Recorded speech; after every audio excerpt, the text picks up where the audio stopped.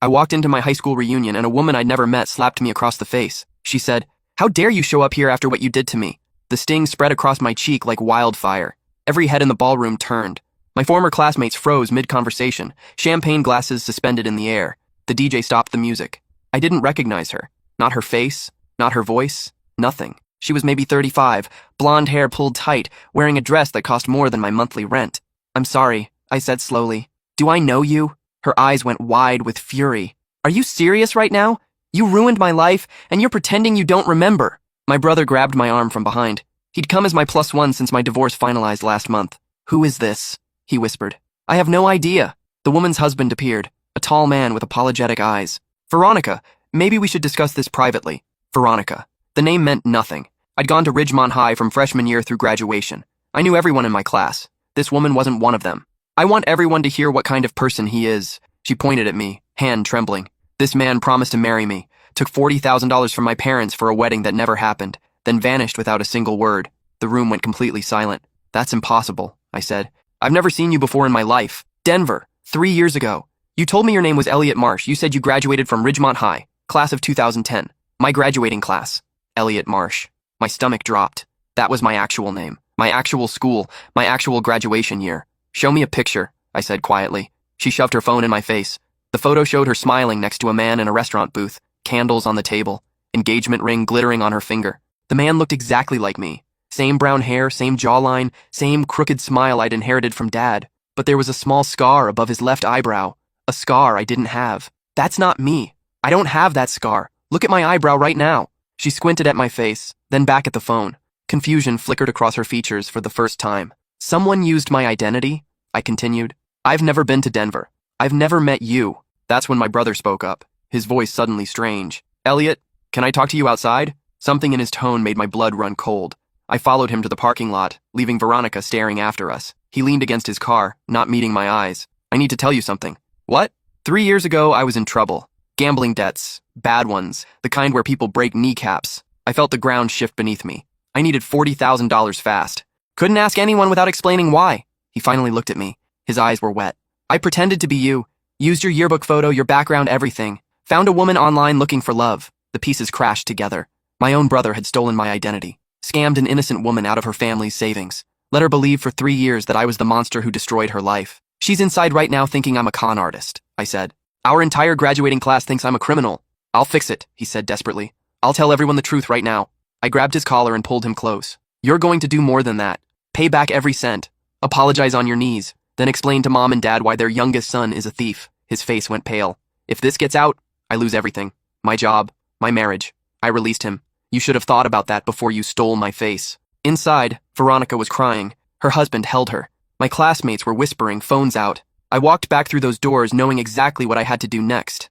My brother followed 3 steps behind me, dragging his feet like a child being marched to the principal's office. The ballroom had transformed in the 10 minutes we'd been gone. People who hadn't spoken to me since graduation were now clustered in tight groups, stealing glances. I could feel their judgment pressing against my skin. Veronica sat at a corner table, mascara streaking her cheeks. Her husband held her hand while she dabbed at her eyes with a cocktail napkin. When she saw me approaching, her whole body tensed. "Don't," her husband warned, standing protectively. "She's been through enough. I know she has." I stopped a respectful distance away. "And I know who's responsible. It wasn't me." I stepped aside, revealing my brother standing behind me. His face was gray, sweat beaded along his hairline despite the aggressive air conditioning. "This is my younger brother," I said clearly, loud enough for the nearby tables to hear. 3 years ago, he stole my identity and used it to defraud you. He's the man in your photographs. He's the one who took your family's money." The room went silent again. Even the whispers stopped. Veronica looked between us, her face cycling through confusion, recognition, then white-hot rage. "You," she breathed, staring at my brother. "The scar. You have the scar." He did. The thin white line above his left eyebrow, a souvenir from crashing his bike at 12. The detail I'd noticed in her photo but couldn't explain until now. "I'm sorry," he managed, his voice cracking. "I was in trouble. I owed dangerous people. I thought—" "You thought what?" Veronica shot to her feet. "That some random woman's life savings were worth less than your gambling habit?" Her husband placed a hand on her shoulder. "Veronica, let's call the police." "No." My brother stepped forward, hands raised. "Please, I'll pay everything back. Every cent with interest. I have documentation. I've been setting aside money for years trying to figure out how to make this right." 3 years, Veronica said, her voice trembling. "I spent 3 years thinking I was worthless, that I was so stupid I couldn't see through a con man, My parents had to refinance their house. My mother cried every day for 6 months. I know. He couldn't meet her eyes. There's nothing I can say that will fix what I did. I watched him standing there, my little brother, the kid I'd taught to ride a bike and defended against bullies, the person I trusted more than almost anyone in the world, and all I felt was cold fury. Here's what's going to happen, I said, taking control before anyone else could. Tomorrow morning, we're all going to the police station. You're going to confess everything. Then you're going to contact a lawyer and set up a repayment plan. Every dollar, plus whatever restitution the court decides. If I confess, I'll go to prison. His voice was barely a whisper. Probably. Elliot, please, we're brothers. The word hit me like a physical blow. Brothers. He'd used that relationship to steal from me. Used my name, my face, my entire history to destroy someone else's life while I walked around oblivious. You stopped being my brother the day you decided my identity was yours to sell. The murmur that rippled through the crowd wasn't sympathetic. People were recording on their phones now. Tomorrow, this would be all over social media. The Ridgemont High reunion where the real story came out. Veronica's husband stepped forward. We have documentation, too. Photos, text messages, financial records, everything Elliot sent her during their relationship. That wasn't Elliot, I corrected gently. That was my brother using my name. He nodded slowly. Right. We'll need to separate what's real from what's fake. I'll cooperate fully. I pulled out my phone. I can prove where I was 3 years ago. Work records, apartment lease, everything. We can establish a complete timeline showing I was never in Denver. Veronica wiped her eyes. Why are you helping me? I just slapped you in front of everyone you grew up with. Because you deserve to slap someone. You just hit the wrong face. The honesty seemed to crack something open in her. She looked at my brother with the kind of hatred that only comes from deep betrayal. You made me believe in love. You met my parents. You talked about children. He flinched at each word like she was throwing stones. The wedding invitations were printed, she continued. My dress was altered. My grandmother flew in from Portugal. Veronica, don't. She held up her hand. Don't say my name. You don't get to say my name anymore. Her husband guided her toward the exit. Before they left, he turned back to me. We'll be in touch about the police report. Thank you for doing the right thing. I nodded. When I looked back at my brother, he was staring at the floor like it might open and swallow him whole. I need to tell Mom and Dad, he said quietly. Yes, you do.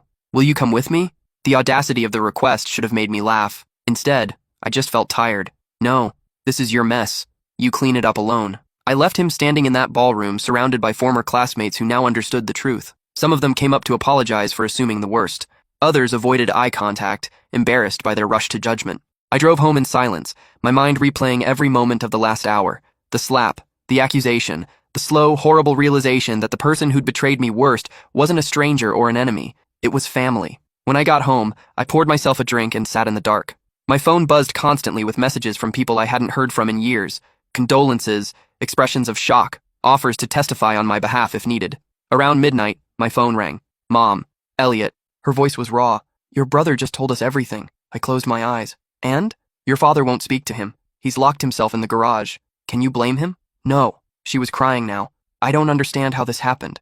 We raised you both the same way. Same values, same rules. Some people make choices, Mom. Bad ones. He wants us to help pay restitution. Says he doesn't have enough. I set my drink down slowly. What did you tell him? I told him he needed to face the consequences of his actions. Her voice broke. My own son. A criminal. I'm sorry you're going through this. You're sorry? She laughed bitterly. Elliot, your name was dragged through the mud. Your reputation was destroyed for 3 years without you even knowing. This happened to you more than anyone. It happened to Veronica more. She's the real victim. Mom went quiet for a long moment. You're right. You're absolutely right. We talked for another hour. She wanted to understand the timeline, the details, how her youngest child had transformed into someone capable of such calculated cruelty. I told her what I knew, which wasn't much. Gambling debts, desperation, a moment of weakness that snowballed into something unforgivable. Will you testify against him? She asked finally. If they need me to. Even though he's your brother, especially because he's my brother. He used that connection against me. The least I can do is make sure he faces real consequences. She started crying again. I let her, saying nothing. Sometimes there are no words that help. The next morning, I met Veronica and her husband at the police station. Her name was Veronica Castellano. Her husband was Daniel. They'd been married 2 years now, a relationship that began when he helped her pick up the pieces after my brother vanished. He was my therapist's receptionist, Veronica explained while we waited for the detective. Sounds like a cliché, but he was kind. He never judged me for being fooled. You weren't fooled, I said. You were targeted by someone who knew exactly how to manipulate people. Detective Ortega was a tired-looking woman in her 50s who'd clearly seen every variation of human awfulness. She listened to our story without expression, taking notes in cramped handwriting. So let me understand, she said when we finished. Your brother used your complete identity, name, photographs, educational history, to conduct a romance scam over a period of 8 months? Approximately, yes. And you had no knowledge of this until last night? None. I was living in Portland at the time, working for a tech company. I can provide records. She nodded slowly. We'll need statements from both of you, separately. Mr. Castellano, you'll need to provide all communications and financial records from the fraudulent relationship. Already compiled. Daniel slid a thick folder across the table. Everything's organized chronologically. Ortega raised an eyebrow, impressed. You've done this before? I'm an accountant. Documentation is what I do. While Veronica gave her statement in another room, I sat with Daniel in the lobby. He was the kind of person who radiated calm competence. I could see why Veronica had found comfort in him. She still has nightmares sometimes, he said quietly. Wakes up thinking she missed some obvious sign that she should have known. The man in those photos looked exactly like me. Same face, same smile. How could she have known? That's what I tell her. But trauma doesn't listen to logic. How did they meet? My brother and Veronica? Daniel shifted uncomfortably. Dating app. She just moved to Denver for work. Didn't know anyone. Your brother messaged her pretending to be a Ridgemont alum who'd also relocated. Claimed they had mutual friends from high school. Did they? Have mutual friends? No. He made up names. Veronica didn't question it because she'd gone to a different school. She just assumed his friends were real. I thought about the planning required. The research. My brother had studied my yearbook, memorized names and faces, constructed an entire false history. This wasn't a crime of impulse. It was architected. The wedding venue was booked, Daniel continued. The caterer paid. Her parents put down deposits totaling $40,000. And then he just vanished? 2 weeks before the ceremony. No call, no text, nothing. His phone went dead. The apartment he'd claimed to rent didn't exist. Every trace of him evaporated overnight. Like he'd planned the exit from the beginning. Daniel nodded grimly. That's what the therapist said. These people have playbooks. They know exactly when to bail. Veronica emerged from her interview looking drained. Detective Ortega followed, clutching a fresh cup of coffee. We'll need your brother to come in voluntarily or we can issue a warrant, she told me. Your call on how you want to handle it. He'll come voluntarily. He knows there's no running from this. Good. We'll also be looking into whether there were other victims. This type of crime rarely happens just once. My stomach dropped. I hadn't considered that possibility. Other victims? Romance scams are usually patterns. If your brother did this to one woman, odds are he did it to others. I left the station feeling like I'd been hit by a truck. Other victims. Other Veronicas out there, living with shame and confusion, believing they'd been fooled by a man named Elliot Marsh. When I got home, I found my brother sitting on my front steps. He looked like he hadn't slept. His clothes were wrinkled, his eyes red. Mom and Dad kicked me out, he said flatly. Amy left too. Took the kids to her mother's. Amy, his wife of 6 years. Twin girls who called me Uncle Elliot every Christmas. What did you expect? I don't know, he laughed bitterly. Understanding? Forgiveness? For stealing $40,000 and destroying multiple lives? He flinched. I know what I did was wrong. Do you? Because Detective Ortega thinks you've done this before. That Veronica might not be the only one. His face went pale. Not surprised pale. Caught pale. How many? I asked quietly. Elliot, how many women did you scam using my name? The silence stretched between us like a chasm. Finally, he looked away. 3, he whispered. There were 3. The number hung in the air. 3 women. 3 families. 3 lives disrupted while I went about my daily existence. Completely ignorant. Names, I demanded. Locations. Everything. I can't. You can, and you will. Because if those women are out there thinking I destroyed their lives, they deserve to know the truth. He pulled out his phone with shaking hands, scrolled through something. Then he wrote 3 names on a scrap of paper and handed it to me. Veronica Castellano, Denver. Margot Pearson, Albuquerque. Christine Wong, Sacramento. Same playbook each time? I asked. He nodded miserably. Meet online. Build trust. Get engaged. Take money for wedding expenses. Disappear. Total amount? Across all 3, he swallowed. About $110,000. I stared at the paper, trying to process. My brother had stolen over $100,000 from unsuspecting women while wearing my face like a mask. For 3 years, these victims had lived with the trauma of believing a man named Elliot Marsh had conned them. I'm going to find them, I said. Margot and Christine. I'm going to tell them the truth. What good will that do? It will help them stop blaming themselves. It will help them understand they weren't stupid or gullible. They were targeted by a professional predator. His face crumpled at the word. I'm not a predator. You hunted women. You exploited their loneliness. You made them believe you loved them, then stole their money. What would you call that? He had no answer. Go to the police, I told him. Confess everything. Every victim. Every dollar. If you cooperate fully, maybe the sentence will be lighter. I can't survive prison. You should have thought about that before you became a con artist. I went inside and closed the door. Through the window, I watched him sit on the steps for another 20 minutes before finally driving away.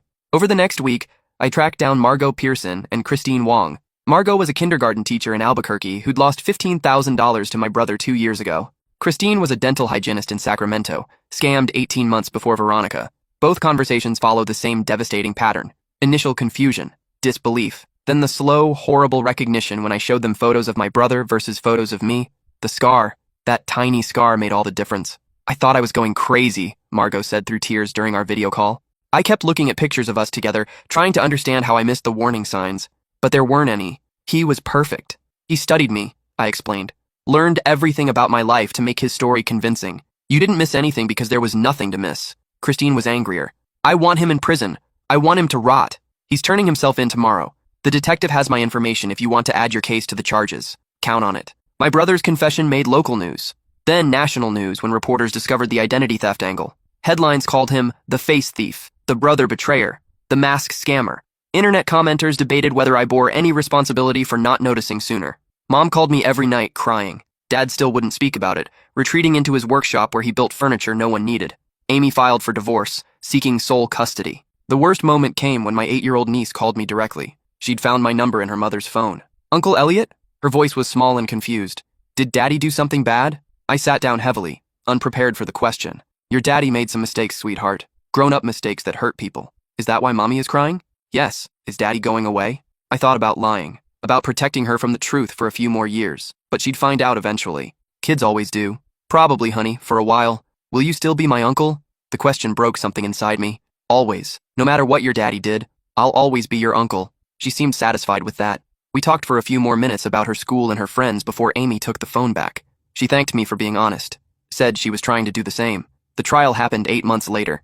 By then, all 3 victims had filed charges. Veronica testified first, describing the manipulation, the false promises, the crushing betrayal. Margot and Christine followed with similar accounts. I testified too, explaining the identity theft, the years of ignorance, the moment at the reunion when everything shattered. The defense tried to paint me as complicit somehow, but there was nothing to find. I'd been working in Portland, living my own life, completely unaware that my face was being used to destroy others. My brother received 7 years. He'd cooperated fully, which reduced the sentence. He apologized to each victim in court, though none of them accepted. Afterward, Veronica approached me in the hallway. Thank you, she said simply, for believing me immediately, for helping track down the others, for testifying. It was the least I could do. Most people would have protected their family. He stopped being family the moment he stole my identity. She nodded slowly. Daniel and I are moving, starting fresh somewhere no one knows this story. I hope you find peace. I hope you do too. She paused. You lost a brother because of this. That's its own kind of grief. She was right.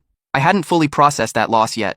The brother I'd grown up with, the kid who'd worshipped me, the person I'd assumed would always have my back. That person was gone. Maybe he'd never really existed. 6 months after the verdict, I got a letter. Prison postmark. My brother's handwriting. I almost threw it away unopened, but something made me read it. Elliot, I don't expect forgiveness. I don't deserve it. But I need you to know that I think about what I did every single day. Not just the scams, but what I took from you. Your name, your reputation, your trust. In here, I've had a lot of time to understand why I became the person I became. The gambling started after my business failed.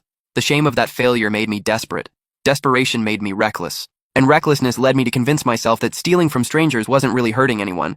I was wrong. I hurt Veronica, Margot, and Christine. I hurt Mom and Dad. I hurt Amy and the girls. And I hurt you most of all, because I used the one thing that was supposed to be sacred between brothers, our connection, as a weapon. I'm not asking you to write back. I'm not asking you to visit. I just needed you to know that I understand now what I couldn't understand then. You were right to turn me in. You were right to testify against me. You were right to choose justice over blood. I love you. I always will, even though I have no right to say that anymore. I read the letter 3 times, then I folded it carefully and put it in a drawer. A year later, I found myself in a coffee shop in Portland, meeting someone new. Her name was Diana, a marine biologist with kind eyes and a laugh that made strangers smile. We'd matched on an app, talked for weeks, arranged to meet. So what's your story? She asked over lattes. Any skeletons in the closet I should know about? I thought about lying, keeping the darkness buried where it couldn't complicate new beginnings. Instead, I told her everything. Her expression shifted through the same stages I'd seen in Veronica's face at the reunion. Shock, confusion, gradual understanding. That's horrible, she said when I finished. All those women, and you had no idea. None, until that slap. Do you ever talk to him? Your brother? He writes sometimes, I don't respond. Do you think you ever will? The question caught me off guard. I'd spent 2 years convincing myself the answer was obvious. Cut him off, move on, protect myself from ever being hurt that way again. But sitting there with Diana, I realized the truth was more complicated. I don't know, I admitted. Part of me wants to. Part of me wants to understand how someone I loved could do something so terrible. But another part knows that understanding might not be possible. Diana nodded slowly. My sister stole from me once, not like your brother. Just money from my purse. It took years to trust her again. Did you? Eventually? Eventually, She was sick, addiction, and she got help. She's different now. But I never forget. Forgiveness isn't the same as amnesia. I thought about that distinction a lot over the following months. Forgiveness isn't amnesia. You can move forward without erasing what happened. Diana and I kept dating. She met my parents, who adored her. Mom seemed lighter now, 3 years post-trial, though she still flinched whenever my brother's name came up. One evening, I found myself driving to the prison without really planning to. Visiting hours were ending soon. I sat in the parking lot for 20 minutes, engine running, trying to decide. Finally, I went inside. The visiting room was smaller than I expected. Fluorescent lights hummed overhead. A guard led me to a booth with a thick glass partition and a phone receiver. My brother appeared on the other side. He'd aged 10 years and 3, gray at his temples, lines around his eyes. He picked up the phone with shaking hands. Elliot. His voice cracked. I didn't think you'd ever... I don't know why I'm here, I interrupted. I'm not ready to forgive you. I know. I might never be ready. I know that too. We sat in silence for a long moment. Through the glass, I studied the face that had caused so much damage. My face. Our father's jawline. Our mother's eyes. The scar that made all the difference. How are the girls? He asked finally. Growing up. They ask about you sometimes. He closed his eyes briefly. Amy sends photos. Once a month. They look so big now. They are. Do they hate me? They're confused.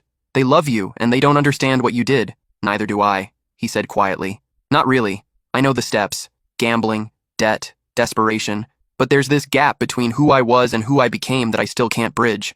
Maybe that's the point. Maybe some things can't be explained. He nodded slowly. Maybe. I stayed for another 10 minutes. We talked about nothing consequential. The weather, his job in the prison library, a documentary he'd watched. Surface stuff that didn't touch the wound underneath. When the guard signaled time was up, I stood. Elliot. His voice stopped me. Thank you. For coming. Even if it's the only time. I looked at him through the glass. My brother. The stranger. The person I'd known my whole life and never really known at all. I'll think about it, I said, and I meant it. Not forgiveness. Not reconciliation. Just the willingness to think about what comes next. Outside, the air smelled like rain. I drove back to Portland, where Diana was making dinner and my life was waiting. 2 years later, Veronica sent me a birth announcement. A baby boy named Daniel Jr. The photo showed her smiling, genuinely happy, the haunted look finally gone from her eyes. I sent flowers and a note. Congratulations on your fresh start. You deserve every happiness. She responded with a photo of the flowers and 3 words. We all do. Maybe she was right. Maybe everyone deserves a chance to begin again. Even the people who've hurt us. Even ourselves. My brother gets out in 4 years. I don't know what will happen then. I don't know if I'll be there when the gates open or if I'll keep my distance forever. The answer changes depending on the day. What I know for certain is this. The night Veronica slapped me at that reunion, my life split into before and after. The before version of me trusted automatically, assumed family meant safety, believed blood was thicker than betrayal. The after version knows better. Trust is earned. Family is chosen as much as born. And sometimes the people who share your face are the ones who hurt you most. But here's the thing about after. It's not worse than before. It's just different. Clearer. The lies are stripped away, and what's left is raw and real. Diana proposed to me last summer. I said yes. At our wedding, there was no best man. Just my 2 closest friends standing beside me as I promised to love someone who knew all my broken parts. Mom cried. Dad shook Diana's hand and told her she was getting a good one. The guests were people who'd chosen to be in my life, not accidents of genetics or circumstance. During the reception, I stepped outside for air. The venue overlooked the Portland skyline, lights glittering against the dark water. I thought about the faces I'd never see at my celebration, the brother rotting in prison, the nieces who'd stopped asking about me, the life I'd planned before the slap that changed everything. Diana found me by the railing. You okay? Yeah.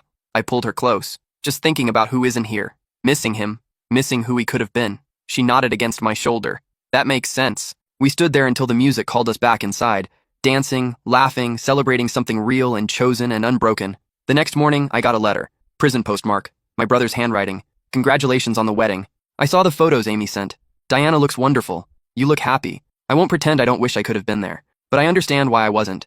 Some consequences can't be undone. I'm up for parole review next month. If they approve, I'll be out in 2 years instead of 4. I'm not sure if I should tell you this. I'm not sure if you care. But I'm telling you anyway. Because you're still my brother. Even if I'm not still yours. I read the letter on the flight to our honeymoon. Diana watched me fold it, put it away, stare out the window. What are you going to do? She asked. I don't know yet. That's okay. She took my hand. You don't have to decide right now. She was right. The beautiful thing about after is that it keeps going. New days keep coming. New choices keep presenting themselves. Maybe one day I'll be ready to let him back in. Maybe I won't. Either way, the decision will be mine. And that's what he stole from Veronica, from Margot, from Christine. Not just money, choice. He took their power to decide who they trusted, who they loved, who they let in. But he didn't take mine. Not really. Because in the end, I'm the one who decides what Elliot Marsh means. I'm the one who rebuilt that name after he dragged it through the dirt. I'm the one who found love despite the wreckage he left behind.